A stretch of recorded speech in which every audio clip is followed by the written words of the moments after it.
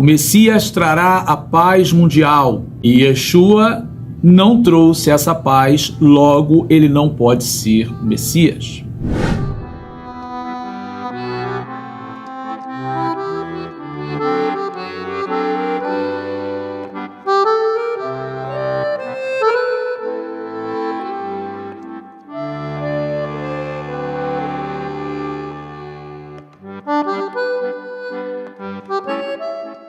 Shalom, shalom, Haverim! Estamos de volta aqui com mais um vídeo, mais uma refutação, mais um argumento.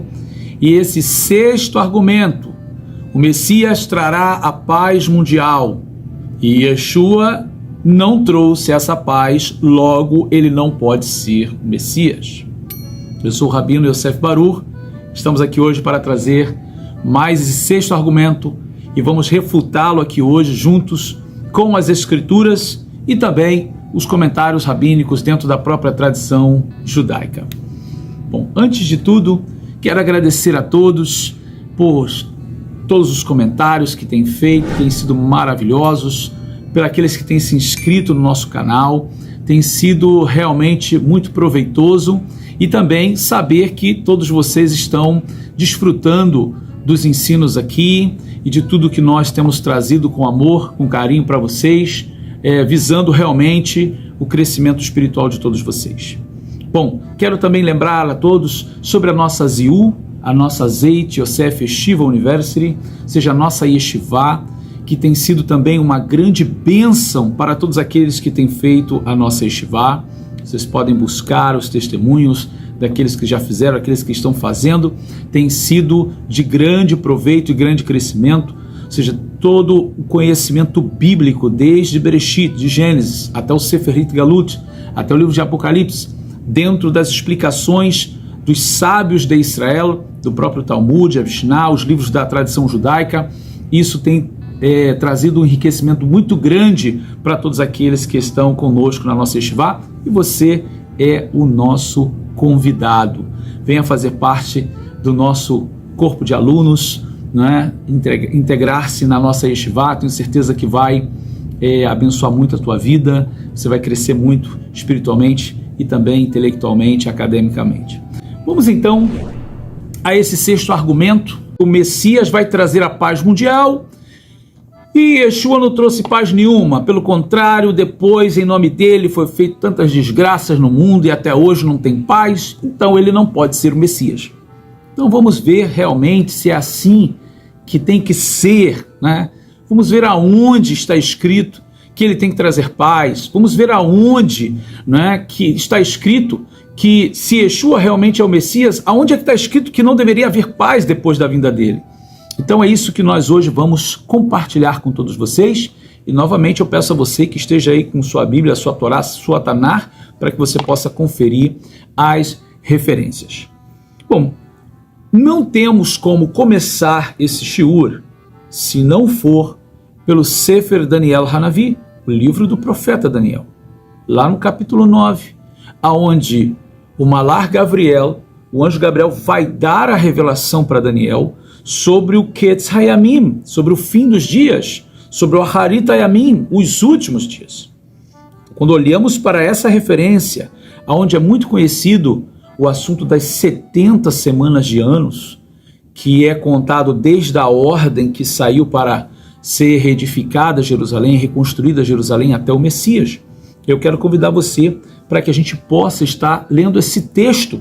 Nós vamos estar fazendo tanto em hebraico e traduzindo com vocês, ok? Então vamos lá, Sefer Daniel Hanavi, o livro do profeta Daniel, no capítulo 9, verso 25, vai estar dizendo dessa maneira: Vetedá vitaskel minamotse dava lehashiv velivnot Yerushalayim ad Mashiach nagid shavuim shiva veshavuim shishim ushnaim tashuv venivneta Rehov Harutz Uvetzok Haitim. Saiba e entenda, desde a saída da ordem para restaurar e reedificar Jerusalém até o Mashiach, o príncipe, 7 semanas e 62 semanas estão determinados, e as ruas e as praças serão reedificadas.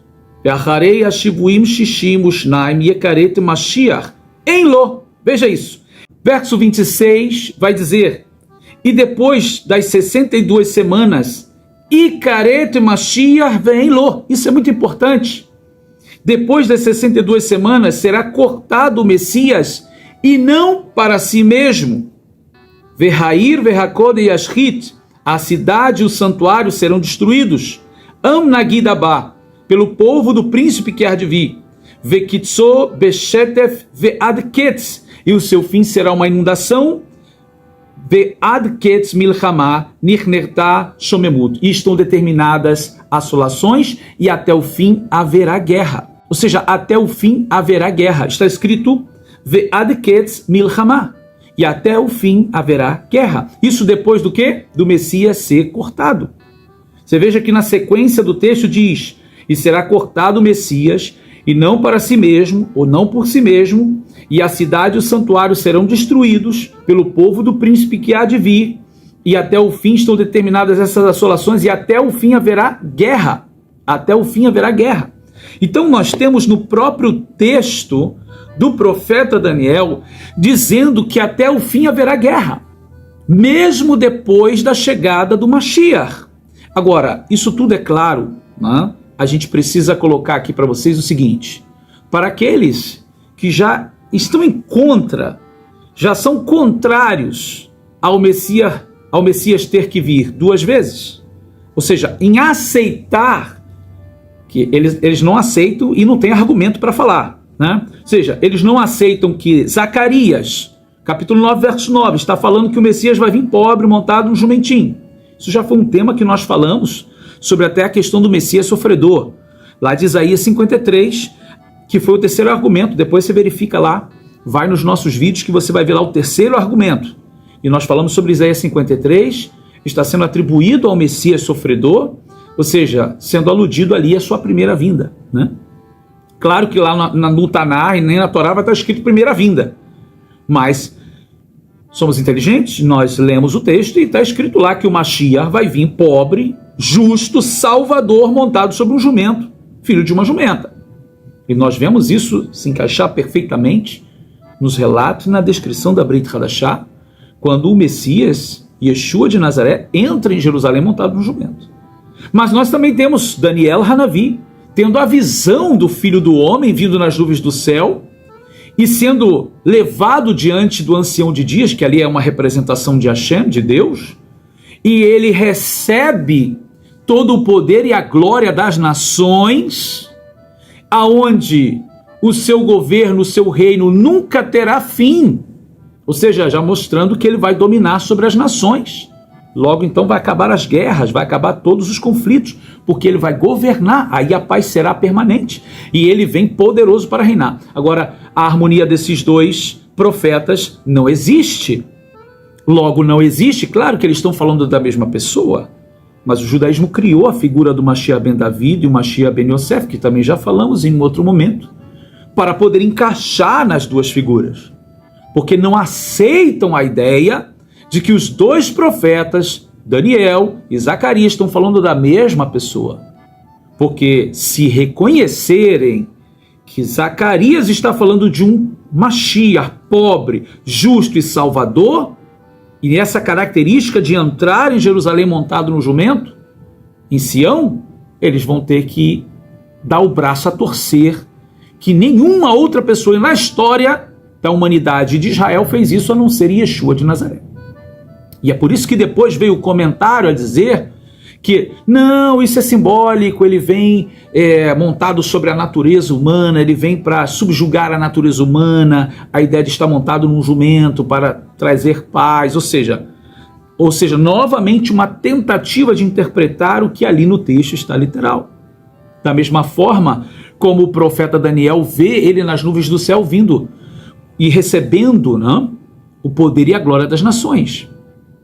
Então, já vamos partir do princípio que as 70 semanas de anos que foi profetizado ali por Daniel ao receber essa revelação, está falando de ali 490 anos. E ele vai dividir muito bem essas semanas, dizendo que desde a saída da ordem para reedificar e restaurar Jerusalém, haverá 70 semanas. Desde a ordem de quem? Foi a ordem de Assuero, marido da rainha Esther. Quando ele emitiu a ordem, a sua carta, e deu na mão de Neemias, para voltar e reedificar Jerusalém. Aqui é uma nota, uma observação. Não confunda com a carta de Ciro dada a Zorobabel. Isso foi um outro tempo. Mas a carta de Assuero, que foi dada a Neemias, essa carta foi para reedificar e restaurar Jerusalém. Ali começou o relógio a contar. Então, quando a gente olha o próprio anjo falando, como eu li aqui para vocês, 7 semanas e 62 semanas, e depois das 62 semanas o Messias será cortado, não para si mesmo. Então ele nos instrui a contar 7 semanas, que seriam 49 anos ali. Segundo a história, Jerusalém estava toda concluída, toda restaurada, reedificada, com muitas oposições. Mas depois as 62 semanas, ou seja, as 62 semanas outras, ele vai contar que quando termina essas 62 semanas, ali o Mashiach chega. Mashiach, o príncipe. E ele é cortado. E o texto vai dizer, em Ló, não para si mesmo. Ou seja, ele não foi morto por uma rebelião, por uma revolução. Ele foi morto, ele foi cortado. Mas depois da sua morte, ele continua o texto a dizer que continua novamente as guerras. A cidade seria destruída, o santuário seria destruído pelo povo do príncipe que viria. E aí, até o fim estão determinadas assolações e até o fim haverá guerra. Então, quando a gente olha para o texto de Daniel, o texto está nos falando que depois da vinda do Mashiach, quando ele fosse cortado, não por si mesmo, até o fim estavam determinadas assolações e haveria guerra. Então o texto não está sugerindo para a gente que quando o Messias chegasse, dali para frente haveria paz. Mas ok, vamos caminhar um pouquinho aqui, como eu falei para vocês. O Messias, para ser cortado, ele teria que ser rejeitado. De alguma forma, ele teria que ser rejeitado. Se ele veio, se o Mashiach chega no cenário, aqui mesmo da profecia, ele teria que ser recebido, ele teria que governar. Mas essa não é a realidade do texto. O texto está dizendo para a gente que ele vai ser cortado.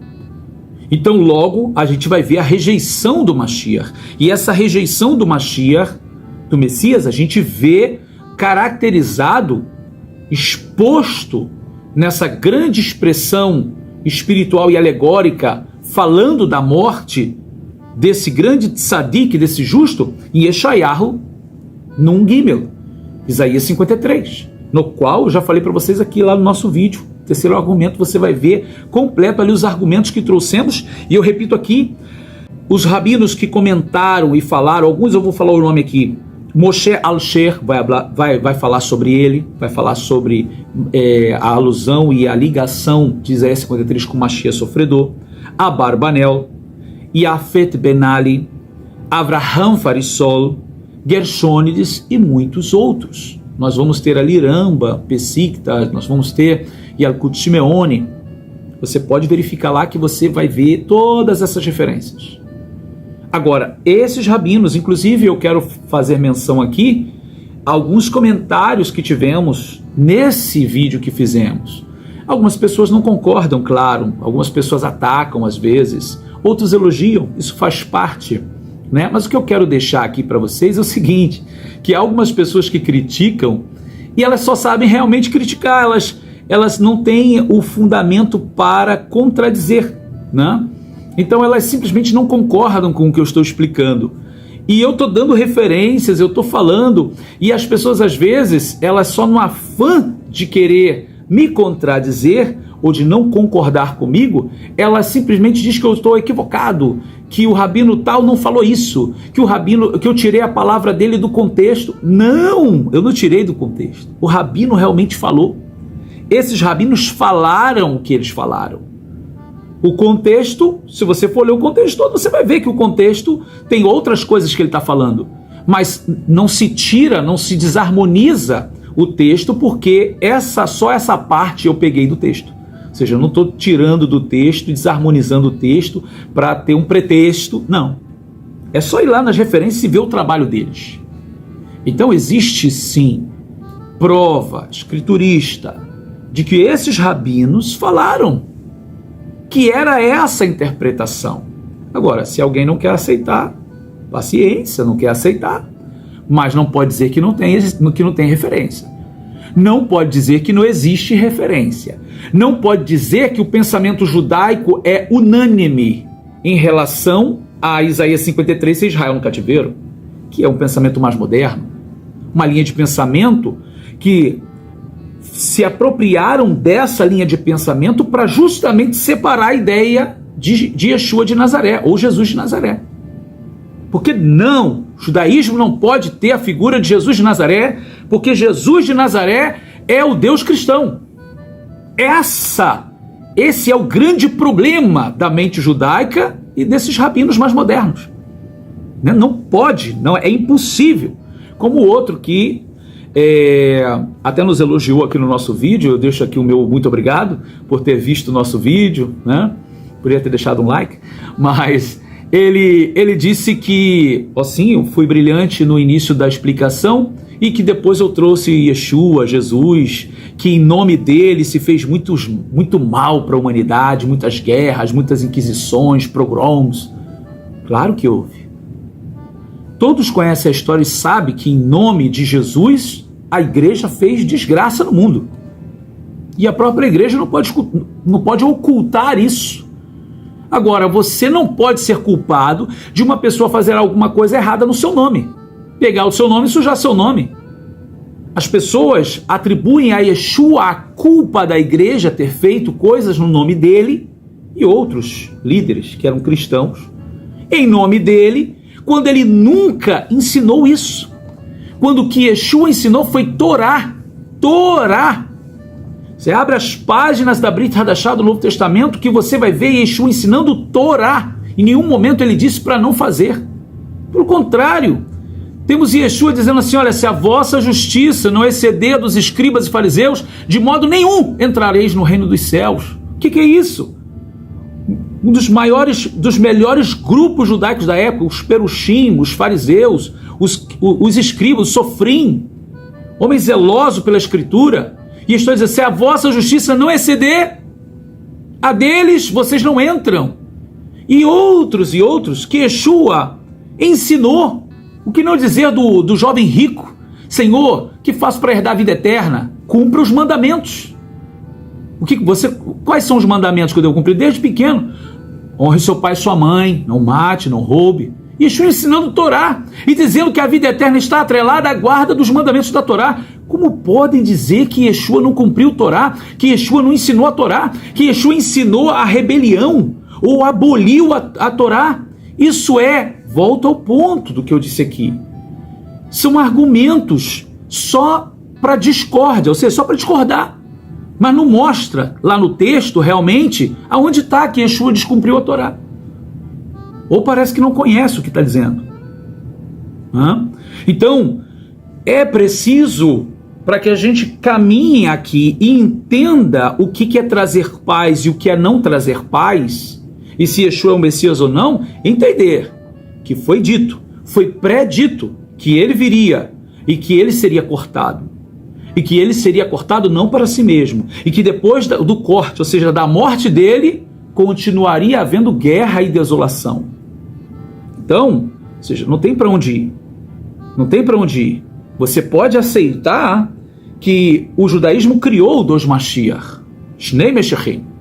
Mashiach ben Yosef, Mashiach ben David. É com você. Embora a Torá não te dá base nenhuma para isso, porque na Torá em nenhum momento se fala de um Mashiach da casa de José, de Yosef, da família de Efraim, descendente de Yehoshua ben Nun. Em nenhum lugar. Isso é só uma coisa, um produto da imaginação rabínica período medieval.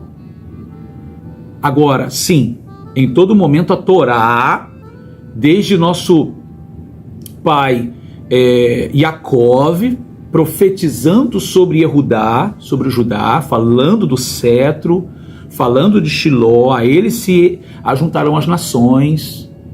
Temos as palavras de Moshe Rabbeinu, antes de morrer, também pronunciando bênção sobre a casa de Judá. Temos os profetas, a promessa de Hashem feita ao rei Davi, que da casa dele viria Mashiach. Temos a palavra de Hashem a Zerubavel, mesmo que Jeconias foi para o cativeiro, e aquele rolo que muita gente gosta de fazer para depreciar Yeshua. Não, ele é descendente de Jeconias, ele não tem direito. Não, tem direito sim, porque o cativeiro expia a iniquidade também. Não é isso? Então Zerubavel, que é filho de Shealtiel, lá no cativeiro clamaram e foi expiada a iniquidade do povo. E Deus fez promessa a Zerubavel, dizendo que também dele viria Mashiach. Então assim, da casa de Yehudá temos inúmeras promessas. Agora da casa de Efraim, casa de José, nenhuma. Então você pode acreditar nisso se você quiser, porque essa é uma tentativa de explicar, né? Zacarias 9:9 e Daniel 7.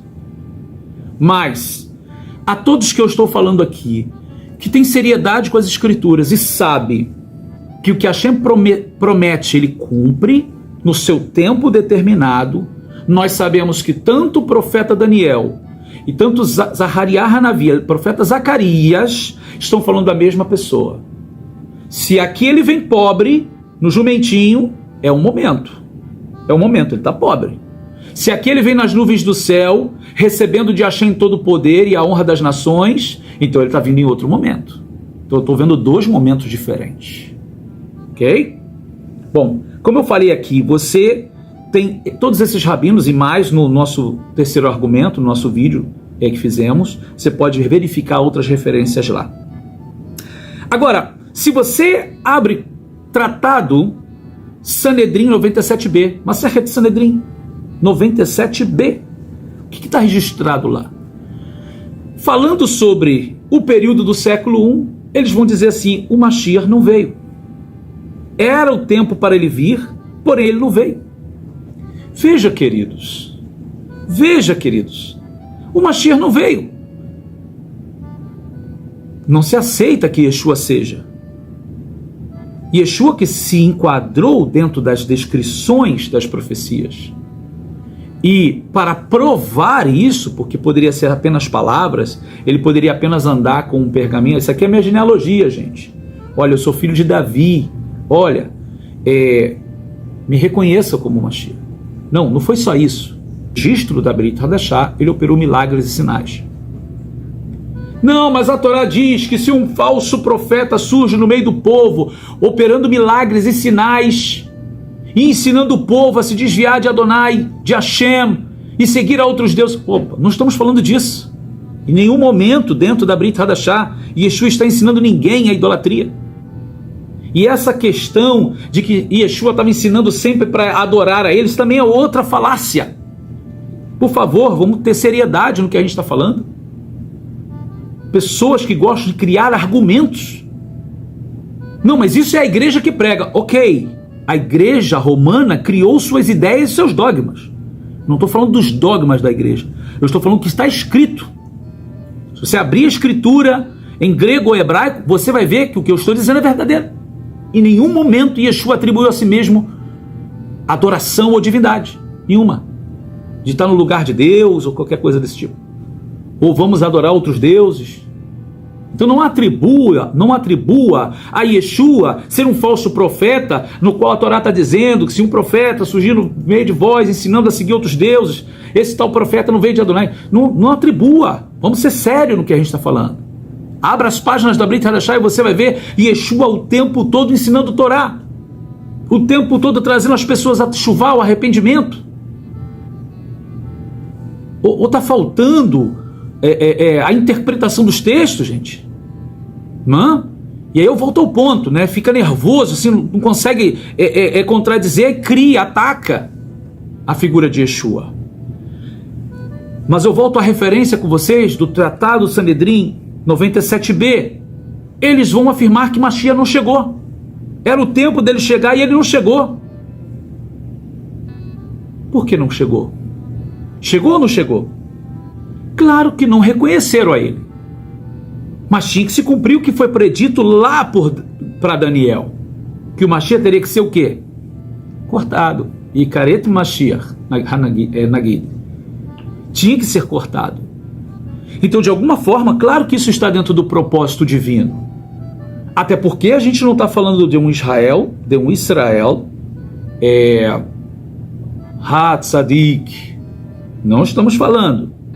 Eu vou trazer para vocês aqui que o Israel do primeiro século estava numa mescla tão grande de Tzadikim, justos, e Reshaim no meio do povo, e ímpios no meio do povo. Uma geração corrompida, uma geração decadente espiritualmente e moralmente, aonde essa corrupção estava dentro até dos assuntos do Beit HaMikdash, do templo, do Sanedrim. E eu vou trazer para vocês aqui as referências. Então é nesse cenário de profanação romana na terra de Israel, até nos assuntos do templo, de corrupção dentro dos líderes de Israel, até dentro dos assuntos do templo, do Sinat Hinam, do ódio gratuito. Vamos chegar nessa referência. É nesse cenário que Mashiach chega. E está bem próprio. Se harmoniza bastante com o que Daniel está dizendo na revelação do Malar, né? Do anjo Gabriel. Ou seja, Mashiach vai ser cortado. O ódio gratuito é tão grande que vai ser cortado. E foi. Temos aqui o Midrash Rabbah trazendo algumas coisas para a gente. Você pode verificar. Shmot Rabbah 2.4 vai falar sobre a revelação e a ocultação do Mashiach. Ora, gente, quantas pessoas têm falado sobre essas referências? Não sou só eu, não. Outros estão falando. Outros líderes estão falando, ensinando. O Midrash Rabbah de Shemot Rabbah 2.4 se harmoniza com o Bamidbar Rabbah 11, que também vai falar da mesma coisa, da revelação e a ocultação de Mashiach. Numa comparação, uma drachá que ele vai fazer de que Moshe Rabbeinu aparece a Israel, se oculta e volta para liberar Israel. Um vai trazer mais detalhes, outro vai trazer outros detalhes. Mas esses dois Midrashim, o do Midrash de Shemot Rabbah e o Bamidbar Rabbah, vai trazer para a gente a referência que Mashiach, tal como Moshe Rabbeinu, que apareceu a Israel, se ocultou e depois voltou para tirar o povo do Egito, assim também Mashiach aparecerá, se ocultará e aparecerá de novo para trazer a Geulah Shlemah, a redenção completa. Do que nós estamos falando? Do que o Midrash está falando, por favor? Isso vai ser em outro tempo, não agora. Essa é a explicação? Então, assim, isso aqui não aconteceu no século I? Mashiach não apareceu no cenário cumprindo o que foi dito pelo profeta Daniel? E agora ocultou-se? E ele não vai voltar novamente? Ele não vai aparecer de novo? Não, isso não pode. Não, isso não pode, porque isso é o que o cristianismo prega. Volta ao ponto, queridos. Estamos falando de escritura, não de dogmas. Eu não estou falando aqui do dogma cristão, de Constantino, do Papa. Não estou falando de nada disso. Eu estou falando de escritura. Está escrito que ele apareceu no cenário. Ele trouxe o povo a techuvá, ao povo a arrependimento, mas ele foi rejeitado pelos líderes. Sei que muita gente pega essa parte do texto para criar um antissemitismo. Os judeus mataram Jesus. E, lamentavelmente, essa expressão criou muitos problemas para o nosso povo no mundo inteiro. Mas a liderança do povo, está escrito lá, no Psurat Yohanan, veio para o que era seu, e os seus não o receberam. Mas a todos que o receberam, deu-lhes o poder de serem feitos filhos de Deus. Como se, ele veio para o povo de Israel rejeitou, agora todos os gentios que aceitaram a ele são os filhos de Deus, Israel está fora. Não é isso que está dizendo o texto. Porque é incoerente com o próprio texto. É incoerente com a própria história. Segundo a Brit Hadashah, Yeshua ia do norte ao sul, do leste ao oeste, seguido por multidões. Eu sempre brinco. Multidão de quê? De americano? De brasileiro? De hispano? Não, multidões de judeus. Yeshua nunca saiu do território de Eretz Israel. Até mesmo lá em cima, perto da Síria, Decápolis, ele sempre foi à fronteira, ele nunca saiu, porque ele mesmo disse: eu vim somente para as ovelhas perdidas da casa de Israel. Em outra parte ele disse: há outras ovelhas que não fazem parte desse aprisco e me convém agregá-las também. Mas o primeiro momento foi para quem? Casa de Israel e Judá. Em especial as ovelhas perdidas da casa de Israel. Perdidas por quê? Fazê-las voltar, fazer teshuva. Então, eu estou olhando para um cenário em que o povo de Israel o recebeu. Eu estou olhando para Jerusalém, recebendo ele com alegria quando ele entra montado num jumento. As pessoas celebrando. O que é isso? O povo judeu recebendo o Mashiach. Mas quem o rejeitou? Aqueles que deveriam proclamá-lo como rei. Aqueles que deveriam oficiar a sua messianidade diante do povo. Quem? A liderança. Quem? O Sanedrim, o Sinédrio. Segundo a própria Torá e a Massorá, a tradição judaica. Que é o Sinédrio que tem que proclamar o Mashiach, reconhecer nele as características de Mashiach. E nós sabemos que ali, aquela classe mais corrompida do cenário, que eram os Seduquim, os saduceus, pegaram Yeshua à noite, prenderam ele, levaram para Pilatos, antes que a outra parte do Sinédrio, que era composta de fariseu, pudesse saber. Ou seja, Yeshua não teve um julgamento segundo os padrões da própria tradição e da Torá. Foi de um dia para o outro, quando a própria tradição e a própria Torá diz que tem que haver um tempo de averiguação para se certificar realmente se aquela pessoa cometeu alguma abominação, algum crime. Tudo foi na calada da noite. Nosso Mashiach foi traído e rapidamente já foi levado e entregue aos romanos para ser executado. Mas voltamos ao ponto, tudo isso era um propósito divino, isso tinha que acontecer. Agora, veio para o que era seu e o seu não recebeu. Ou seja, aqueles líderes daquele tempo. Mas a todos quanto receberam deles o poder de serem feitos filhos de Deus. E ele falou a todos, não está dizendo ser judeu ou gentio, todos. Né? Inclusive as palavras do nosso Mashiach Yeshua para Pilatos é muito forte. Segundo a descrição da Brit Hadashah, quando Pilatos diz para ele assim: eu tenho o poder de te libertar ou de te executar. Ele vai dizer: nenhum poder teria sido dado a você se não fosse do alto. Mas quem me entregou a você, maior pecado tem. E quem Yeshua estava falando? De quem era o responsável em reconhecê-lo e estava rejeitando a ele. Voltamos ao ponto, não o povão, mas os líderes. Bom, então você viu aqui que o Midrash Rabbah, no caso aqui de Shemot Rabbah 2.4, e o Bamidbar Rabbah 11 estão falando da revelação e ocultação do Messias. Mas vamos parar aí. Quando a gente vê também o Midrash Rabbah de Ruth Rabbah 5, vai falar, fazendo alusão ao reino do Messias também, mostrando as características desse reino, inclusive até mostra uma certa aflição no reino do Messias, e depois também a sua ocultação e a sua revelação. Isso baseado dentro dessa drachá, dentro do livro de Ruth. Ou seja, esse Midrash vai trazer estas alusões, essas explicações.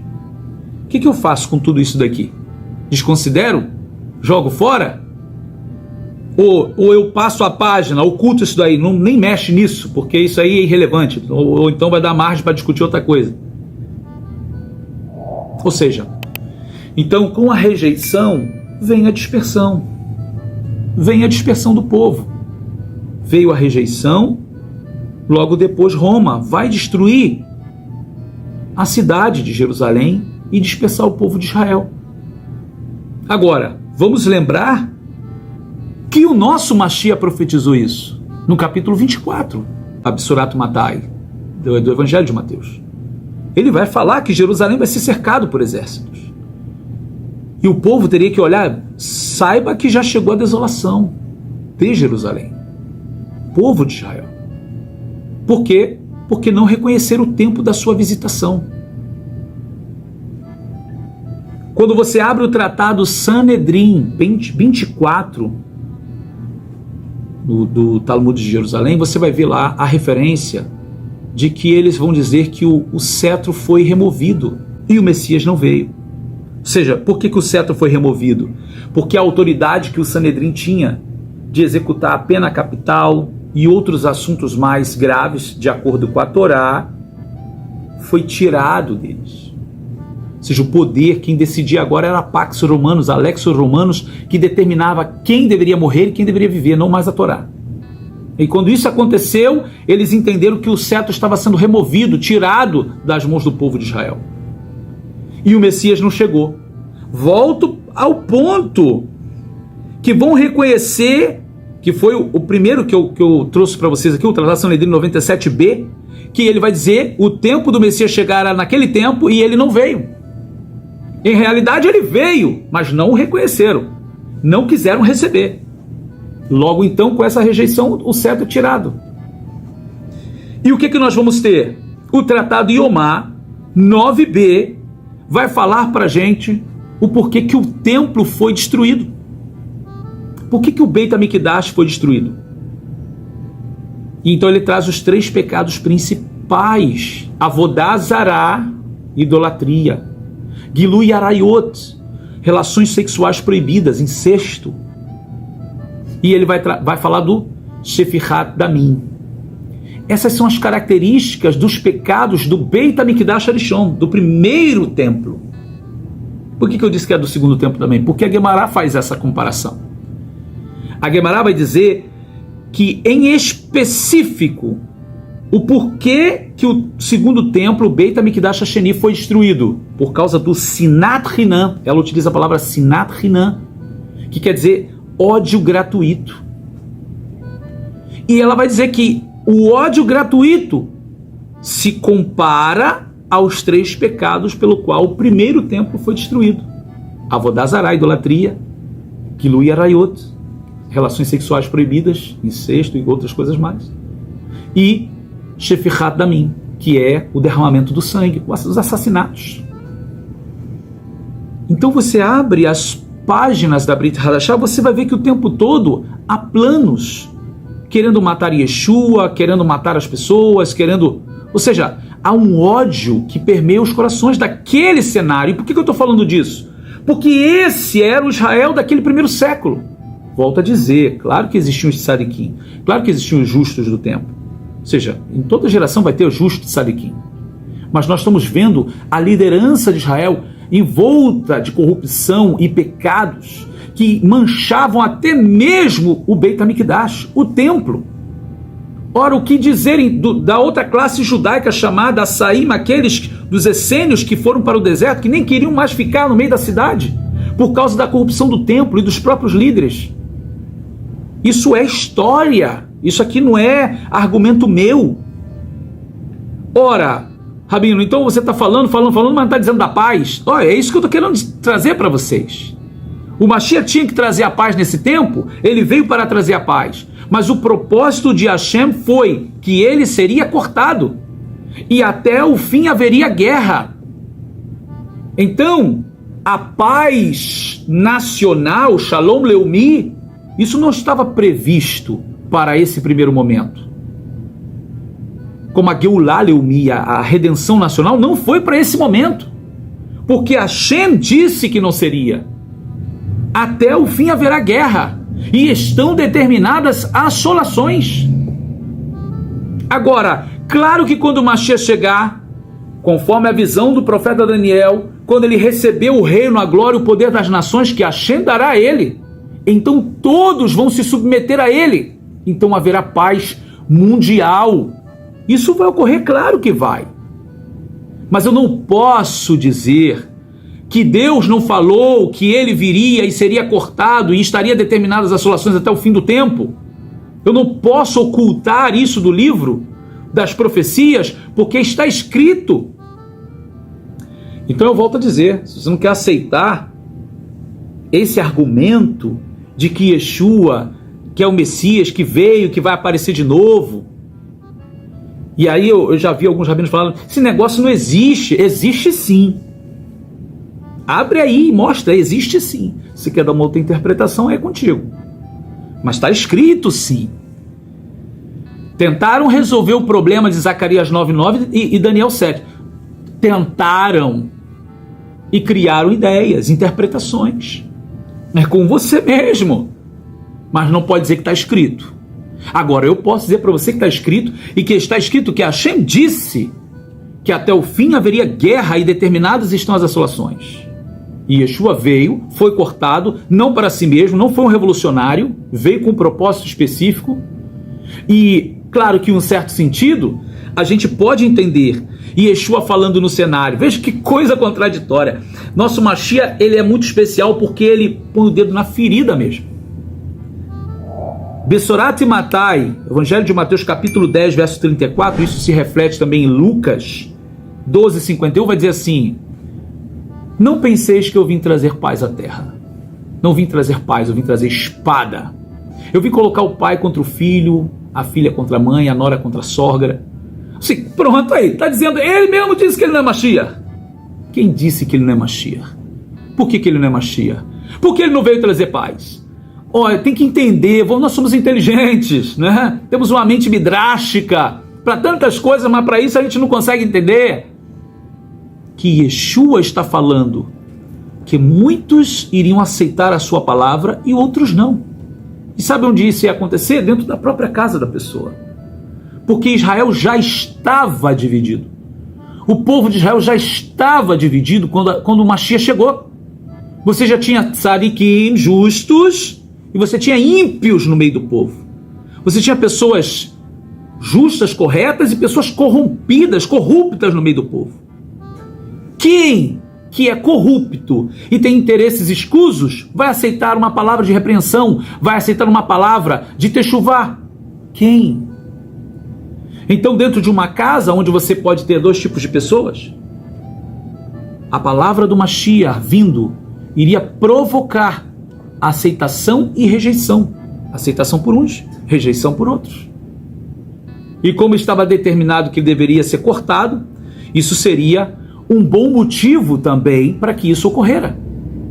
Agora, quando Yeshua está falando eu vim trazer espada, é porque ele veio catucar mesmo o pecado e a corrupção, que é a função do Mashiach, trazer justiça, trazer o povo para a Torá. E trazer o povo para a Torá não é fácil, porque aqueles que são contrários à Torá, que querem andar nos seus próprios caminhos, não vão aceitar, muito mais sendo liderança. Então, querer acusar Yeshua de que ele não é Messias porque ele disse que ele não veio trazer paz, ele veio trazer a espada, olha o contexto. Olha o contexto. O que aconteceu com o nosso grande profeta Jeremias? Até no calabouço ele foi jogado. O nosso grande profeta Isaías cerrado no meio pelo rei. Então por quê? Por quê? Porque incomodaram. Porque trouxeram a palavra de Hashem com fidelidade. E você acha que isso não aconteceria com Mashiach? Claro que sim. Volto a dizer, muito mais sendo profetizado que ele seria cortado. Esses são, podemos chamar de o hametz daquela geração, ou seja, o fermento daquela geração. E Yeshua fermentou mais ainda para que as coisas ocorreram como teria que ocorrer. Agora, a palavra dele para nós, para aqueles que depositam a sua confiança em Deus, que providenciou Yeshua como Mashiach, ele disse na Bessorat Yohanan, capítulo 14, verso 27, deixo-vos a paz, a minha paz vos dou, a minha shalom eu vos dou, e não dou a vocês como o mundo a dá. Não se atemorizem, não temam. Então, Yeshua assim deixou paz para aqueles que creram, para aqueles que o receberam, para aqueles que entenderam o propósito divino.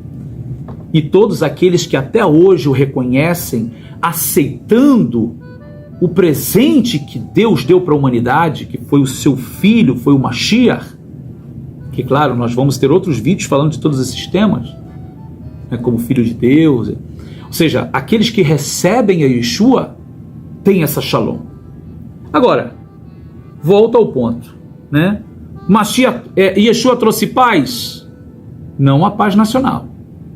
Ah, mas então ele não Mashiach. Não está escrito isso. Está escrito que quando ele viesse, ele seria cortado. E até o fim haveria desolações, e estão determinadas assolações, e até o fim haveria guerra. Não haveria paz. Quando ele fosse cortado, não para si mesmo, não por uma revolução, mas com o propósito definido, até o fim haveria guerra, como está tendo guerra até hoje. Mas ele vai voltar, ele vai vir uma segunda vez. Eu não vou nem usar o termo voltar, eu vou dizer, ele virá uma segunda vez. Como disse o profeta Daniel. Não diga que não, que sim, o profeta Daniel disse que ele virá nas nuvens do céu. Se você quer associar Mashiach ben Davi e Mashiach ben Yosef, é com você. Como duas pessoas diferentes. Mas é a mesma pessoa. Zacarias falou dele e Daniel falou dele. E ele virá, muito em breve. E ele vai trazer Shalom Leumi, a paz nacional, a Geulah Leumi, a redenção nacional para o seu povo. Agora, de uma vez por todas. Porque agora ele vem para estabelecer uma Malhut Shamayim. Agora ele vem para se sentar no trono, como foi profetizado. Assim como ele foi fiel, e Hashem foi fiel com as suas palavras, em Mashiach chegar ali no primeiro século, na contagem certa dos anos que profetizou Daniel, e ele ser cortado, e ali cumprir as palavras do profeta Zacarias, de que ele entra em Jerusalém, o rei entra em Jerusalém, justo, salvador e pobre, montado no jumentinho. Agora também se cumprirá as palavras que Deus deu ao profeta Daniel, vindo nas nuvens do céu com poder e grande glória. E isso será muito em breve. Aí sim esta Shalom Leumi vai acontecer. Essa Shalom Olami vai acontecer, que é a paz mundial. Né? Então, queridos, espero que esse vídeo tenha esclarecido a você os argumentos falaciosos e o argumento verdadeiro das Escrituras. Que você possa encontrar Shalom, essa Shalom que o mundo não pode dar, né? E que Yeshua, o Mashiach verdadeiro de Israel, tem, pois ele é o Sar Shalom, o príncipe da paz. E ele dá essa paz a todos aqueles que confiam em Hashem, que o enviou para redimir o seu povo. Que o Eterno vos abençoe. As nossas inscrições que vão ser abertas no mês de dezembro, não é isso? Dezembro, janeiro, já as inscrições para Yeshivá estarão abertas para nós começarmos a nossa turma em fevereiro. Hein? Então não perca, porque vai ter limites aí, ok? Vai ter limites nessas turmas. Então aproveite a oportunidade, esteja conosco, ingresse na Yeshivá, tenho certeza que vai abençoar muito a sua vida. Assuntos como esse e outros nós temos na nossa Yeshivá e que servem para acrescentar muito ao conhecimento de todos. Não esqueça de se inscrever se você não é inscrito, ok? Deixa aquele like, vai abençoar muito aqui o nosso canal. Bom, queridos, Shalom Uvraha, vejo vocês no próximo vídeo.